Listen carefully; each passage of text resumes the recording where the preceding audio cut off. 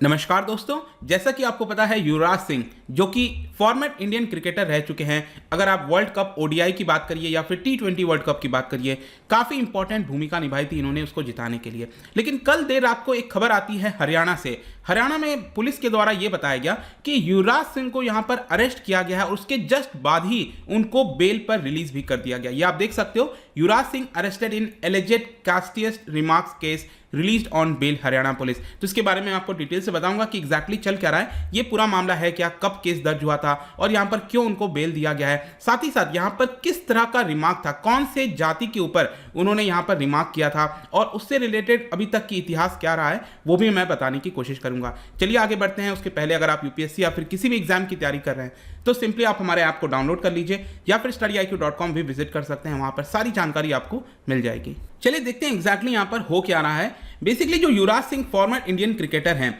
उनको यहां पर हरियाणा पुलिस ने इसलिए गिरफ्तार किया था क्योंकि उनके ऊपर एक केस दर्ज हो गया था।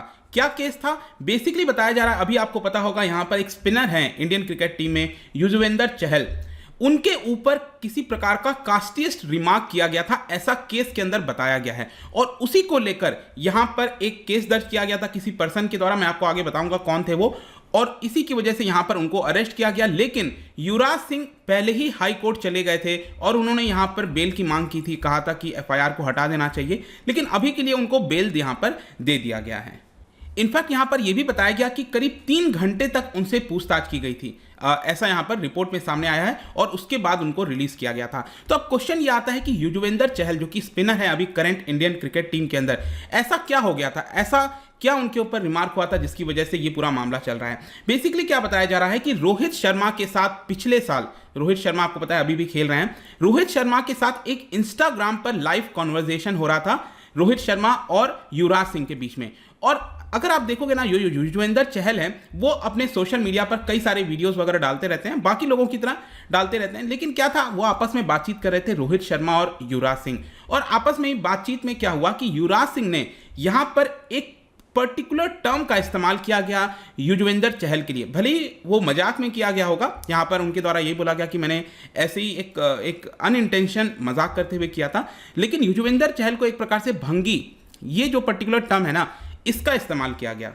और आप देख भी सकते हो एग्जैक्टली जो सेंटेंस है उनका, उनके द्वारा बोला गया था इंस्टाग्राम कन्वर्सेशन के बीच में, दैट इज, ये भंगी लोग को, यूजी को कोई काम नहीं है, यूजी ने देखा क्या वीडियो डाला अपनी फैमिली के साथ। बेसिकली वो मजाक टाइप का एक कर रहे थे, ऐसा नहीं था कोई बहुत सीरियस होकर बोल रहे थे, ऐसा उनका कहना है। और उसके बाद क्या होता है ना, करीब 2 महीने के बाद ये पूरा जो ट्रेंड है वो उस समय नहीं स्टार्ट हुआ, करीब 2 महीने के बाद ये पूरा ट्रेंड स्टार्ट हो गया और कहा गया युवराज सिंह माफी मांगो, इस तरह की चीजें देखने को मिल रही थी। लेकिन युवराज सिंह ने आगे चलकर स्टेटमेंट क्लैरिफिकेशन दिया, उनका यही कहना था कि उनके कमेंट को मिसअंडरस्टैंड किया गया है, मिसअंडरस्टूड किया गया है। और आप देख सकते हो उन्होंने ये लिखा, I understand that while I was having a conversation with my friends I was misunderstood. और उन्होंने ये कहा कि एज अ रिस्पॉन्सिबल इंडियन, अगर किसी को मेरी बात से आहत पहुंची है, अनइंटेंशनली पहुंची क्यों ना हो, उसके लिए मैं यहां पर क्षमा मांगता हूं। My love for India and all it's people is internal.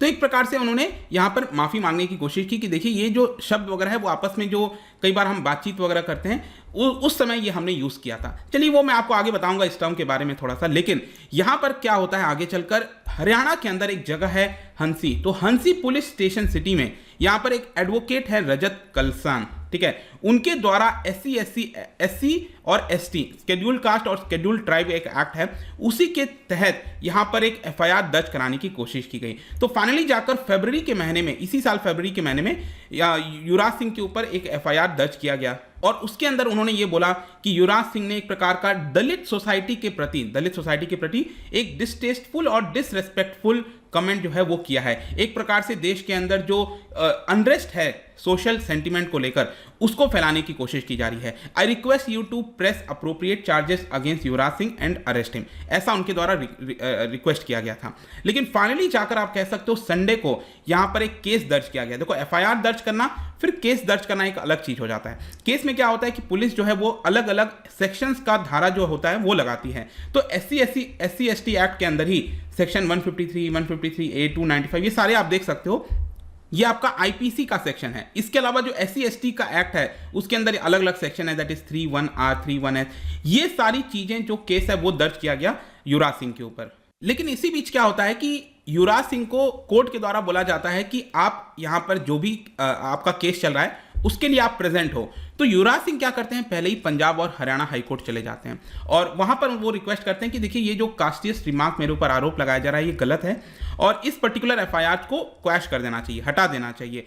तो यहां पर जो बेंच है which is headed by justice Amol Ratan Singh, उनके द्वारा ये बोला गया कि देखिए जो पुलिस है, हरियाणा पुलिस, वो यहां पर अरेस्ट, फॉर्मल अरेस्ट कर सकती है। मतलब युवराज सिंह को क्या है कि केस के अंदर यहां पर पार्टिसिपेट करना पड़ेगा, जो भी कार्रवाई है वो उसके अंदर पार्टिसिपेट करेंगे। तो यहां पर जैसे ही वो केस के लिए आएंगे तो हरियाणा पुलिस फॉर्मल अरेस्ट कर सकती है, लेकिन अरेस्ट करने के बाद तुरंत ही उनको बेल दे दिया जाएगा। ऐसा पहले ही हाईकोर्ट ने बोल रखा था और इसीलिए क्या होता है कि युवराज सिंह कल जो है वो हरियाणा पहुंचते हैं केस के अंदर मदद करने के लिए और फिर जाकर उनको तुरंत इंटरिम बेल दे दिया जाता है। अब देखिए यहाँ पर बेल क्यों मिलता है, because he furnish the bail paper और इसके अलावा यहाँ पर जो बॉन्ड्स वगैरह है वो साइन करना होता है। तो ये सारी चीज़ें यहाँ पर की गई थी। तो आई होप कि आप समझ गए होंगे कि यहाँ पर जो हाई कोर्ट है उसने पहले ही बेल दे दिया था और इसीलिए उनको रिलीज भी कर दिया गया था, लेकिन वो अरेस्ट हुए थे। फॉर्मली अगर आप देखोगे तो वो अरेस्ट हुए थे। तो ये पूरा मामला अभी तक है। अब ये आगे चलकर क्या होगा कि 18 नवंबर को यहाँ पर फर्दर इसकी सुनवाई होगी, करीब 1 महीने के बाद आप कह सकते हो। अभी के लिए अर्जेंट कर दिया गया, लेकिन 1 महीने के बाद वापस से इसके ऊपर पूरा केस चलेगा कोर्ट के अंदर। अब कोर्ट के अंदर सिद्ध करना होगा कि क्या वो उन्होंने जो आरोप उनके ऊपर लगा है क्या वो सही है कि गलत है। वो एक पूरा अलग मामला है, मैं उसमें अब नहीं जाऊँगा। लेकिन क्वेश्चन ये आता है कि ये वाला जो पर्टिकुलर टर्म है भंगी, ये अगर आप देखोगे तो इसका अपना ही अलग इतिहास रहा है। आई एम श्योर कि आप में से बहुत से लोग आसपास जो रहते हैं, आपके आसपास पड़ोस में कहीं ना कहीं ये टर्म आपने सुना भी होगा और यू नेवर नो, कई बार लोग इसका इस्तेमाल करते हैं, मैंने देखा है इस चीज़ को। तो यहाँ पर जो ये जो टर्म है ना, ये ज़्यादातर अपर कास्ट के द्वारा किया जाता है और उसके लिए किया जाता है who is one of the untouchable caste. मतलब अनटचेबल कास्ट में भी आप देखोगे तो अलग अलग है। तो उसमें से एक पर्टिकुलर आप कह सकते हो कि यहाँ पर लोगों ने एक धारणा बना ली और भंगी करके यहाँ पर बुलाया जाता है। ये बात सही है।